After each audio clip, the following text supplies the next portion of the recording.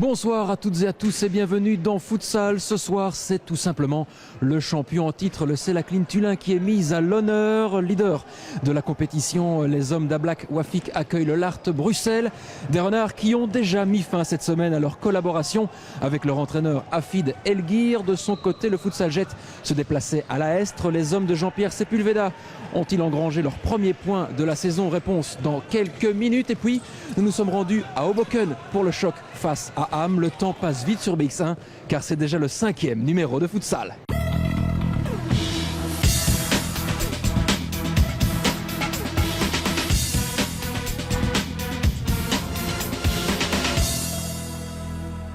Ce soir, nous sommes donc à Tullin. Fondée en 2006, l'équipe Henouillère est devenue une des valeurs sûres de la série, mais surtout une véritable machine à gagner. Les chiffres sont éloquents. 3 super coupes de Belgique d'affilée, une coupe de Belgique, mais aussi un titre de champion, le tout glané entre 2014 et 2016. Excusez du peu. L'homme fort ici à Tullin, c'est bien évidemment Ablak Wafik, le président et l'entraîneur des champions en titre.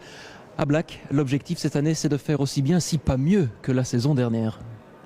On espère, mais chaque saison a sa vérité. Pour l'instant, on est premier, mais ça ne veut rien dire. Ce qui compte, c'est à un moment donné, c'est les playoffs. Mais on fait en sorte pour pouvoir essayer de faire aussi bien que l'année passée. Un peu à l'image des saisons précédentes, Tullin peut s'appuyer sur une solide colonie de Brésiliens. C'est un petit peu le label du club. Oui. Il y a une certaine identité. Les premiers Brésiliens qui sont venus ont été très contents.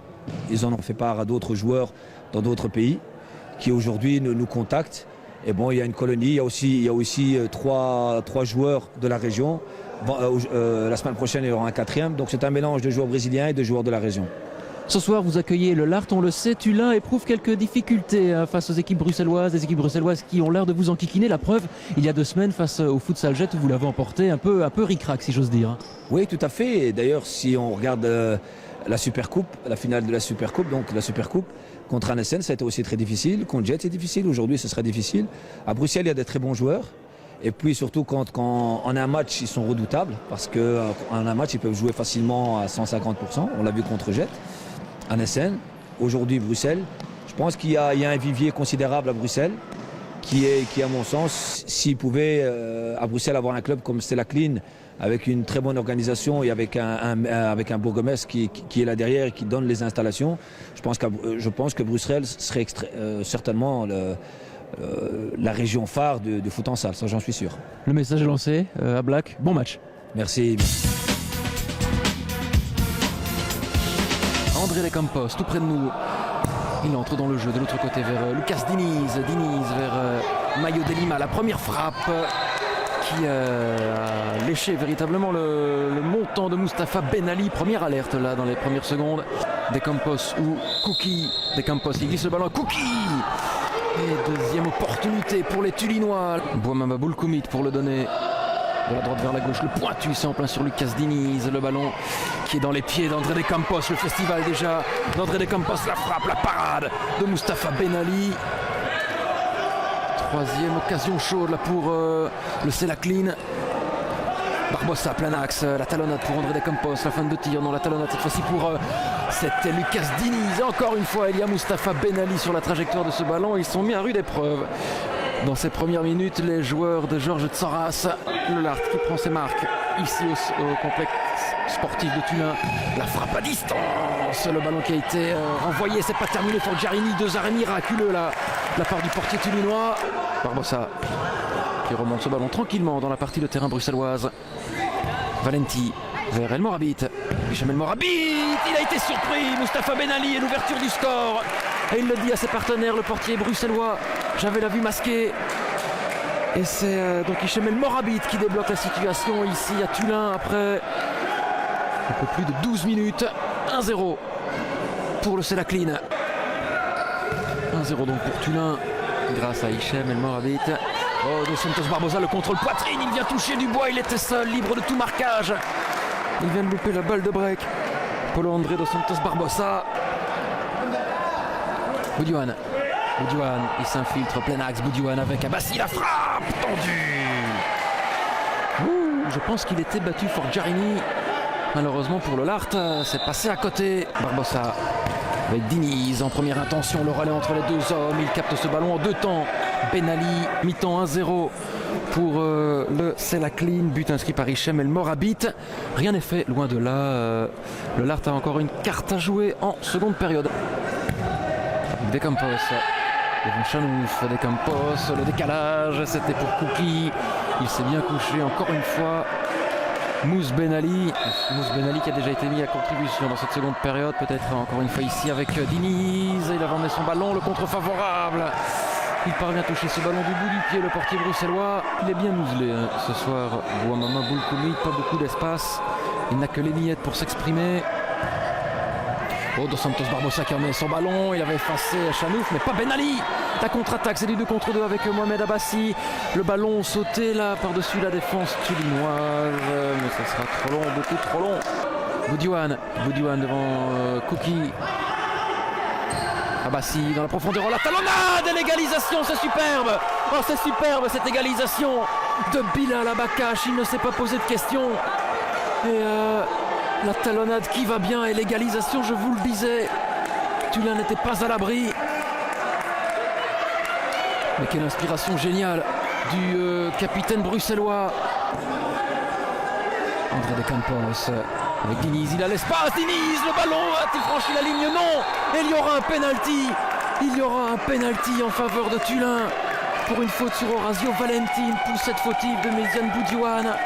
La concentration de Ben Ali devant De Campos, le coup de famille sur Ortega, c'est parti, et le deuxième but Tullinois a pris à contre-pied véritablement Mustapha Ben Ali, et Tullin qui a peut-être fait le plus dur alors qu'il reste 4 minutes. Abassi, oh la perte de balle, Valenti qui va se présenter tout seul devant Ben Ali, ça va être le 3e but pour Tullin. Valenti, c'est superbe ce que vient de réaliser Orazio Valenti. Je pensais qu'il était mal embarqué, mais il a roulé Mustapha Ben Ali dans la farine. 3-1, la messe est dite ici à Tullin. Valenti pour Diniz, le 4e but, le ballon piqué. Il est bien resté sur ses appuis, Ben Ali. Et c'était même les dernières secondes, victoire. 3-1 pour Tullin, mais ce fut laborieux. Et le Lart qui peut se mordre les doigts, car il y avait la place pour venir grappiller un petit quelque chose ici à Tullin. En tout cas, ce sont les hommes d'Ablakwafik qui empochent les 2 points de la victoire et qui confortent leur place de leader. Orazio, ce soir Tullin s'est fait peur, mais au final les 2 points de la victoire sont au bout des 60 minutes. C'est le principal. Exactement, c'était un match très difficile. Bruxelles, ils sont venus regrouper dans leur camp et on a dû trouver des solutions, mais le gardien aussi, il a fait une belle prestation et ça nous a compliqué la tâche. Puis finalement, en fin de seconde période, en fin de rencontre, il y a ce penalty libérateur véritablement. Il ne fallait pas trembler pour le mettre au fond. Exactement, le penalty nous a débloqué le match. Après, je trouve que la victoire elle est méritée, mais ils ont une très bonne équipe aussi, quoi. Le principal aussi, c'est le brevet d'invincibilité qui est préservé. Tullin continue sur sa lancée. On continue sur notre lancée et on espère aller loin, quoi. C'est vrai, on voulait prendre quelques points ici. On repart avec Jérôme, mais c'est pas grave, on continue à apprendre. Et j'espère continuer encore sur cette lancée parce qu'on a fait vraiment un très bon match défensivement. Et on a manqué de rien pour venir prendre au moins le point ici à Tullin. Au niveau défensif, vous avez fait vraiment le boulot. Vous n'avez laissé que des miettes à Tullin, mais qui, au final, en profitant, on voit toute l'expérience de cette équipe tullinoise. Ouais, on voit l'expérience, on voit une machine qui est vraiment rodée. Ça se voit que ça joue depuis longtemps ensemble.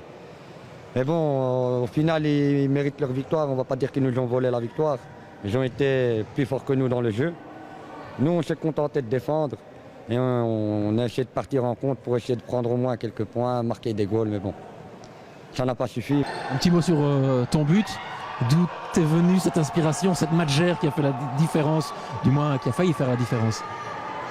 C'est l'instinct, on va dire, l'instinct du buteur. Je l'ai dédié à mon ancien coach de Roumanie, celle-là. J'espère qu'il la regardera. Ce soir, la Estre recevait le Futsal Jet. En cas de victoire, les Bruxellois pouvaient revenir à hauteur des Manageois. Et puis l'affiche de ce vendredi, c'est assurément la rencontre entre Hoboken et Ham. Les résumés de ces 2 matchs, c'est sur des images de nos confrères de fwbb.be. Hoboken face à Ham, c'est la certitude d'assister à une kyrielle de buts. Et les deux formations ne nous ont pas menti sur la marchandise. Abdes El Hafid isole Soufiane El Fakiri. L'ancien joueur du Picardie Bruxelles place les Flandriens en commande. Des Flandriens qui vont doubler la mise. Et cette fois-ci, c'est Mirko Gajanovic qui s'illustre. Hoboken est mené 2-0 à la mi-temps.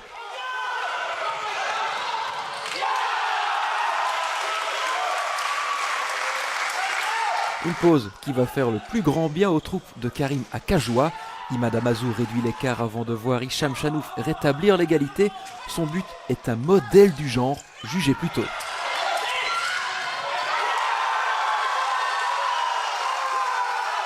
Ham est démobilisé et Khaled Oulishki inverse littéralement la tendance sur un assist de Birgermas. Le portier anversois décidément en feu est aussi à la base du 4e but des siens, un but signé Mustapha Abbassi. Ham a la tête sous l'eau et prend des risques en sacrifiant son gardien. Tout bénef pour Steven Bilien et Khaled Oulishki. Score final 6-2. En 2 rencontres, les partenaires d'Antoine Lemaire auront inscrit la bagatelle de 17 buts.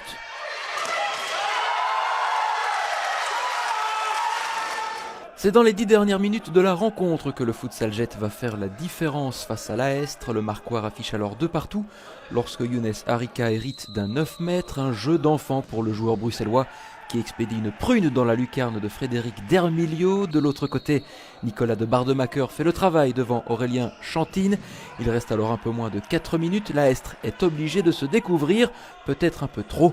Hicham Emrabet récupère le ballon dans sa partie de terrain. C'est 4-2 et bientôt 5-2 sur un nouveau 9 mètres converti par Harika.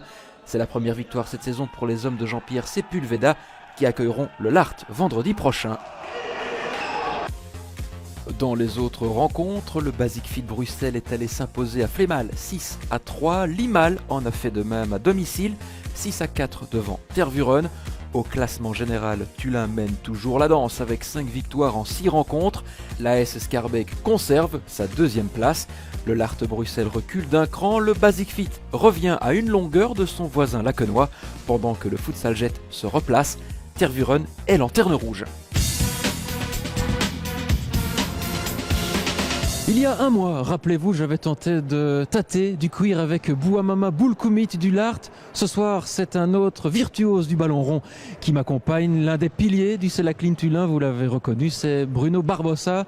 Bruno, tudo bem? Tudo bem, você? Tudo jóia? C'est magnifique, je pense que tu m'as demandé si j'allais bien, donc je vais bien, tout va bien. Après un match pareil, tout va bien. Que vas-tu me montrer ce soir? Je vais essayer, bon, je suis pas trop technique, mais là, je vais montrer un geste que Falcon fait souvent. Donc, en espérant que tu le fais aussi. Hein. Ça, j'en doute, hein, mais allez, montre-nous ça. En fait, on prend et on y va.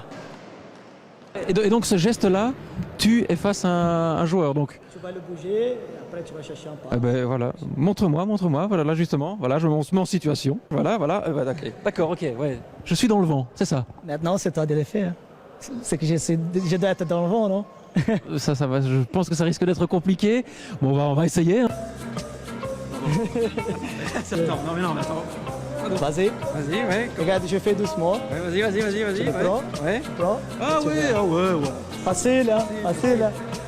Comme ça, c'est ça, non? C'est pas ça? Ouais, au niveau de la coordination, c'est pas ça. On va réessayer. Je crois que tu es meilleur dans le reportage. Ouais, bon, voilà. Bon. J'ai même failli me planter.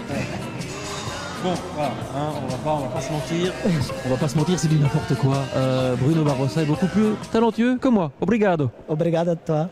Et puis, n'oubliez pas de nous envoyer vos plus beaux gestes techniques à l'adresse suivante, futsal@bx1.be. L'émission compte sur vous. On se retrouve, même chaîne, même heure, samedi prochain pour un nouveau numéro de futsal. Et surtout, n'oubliez pas, tout le monde est futsal. Bravo!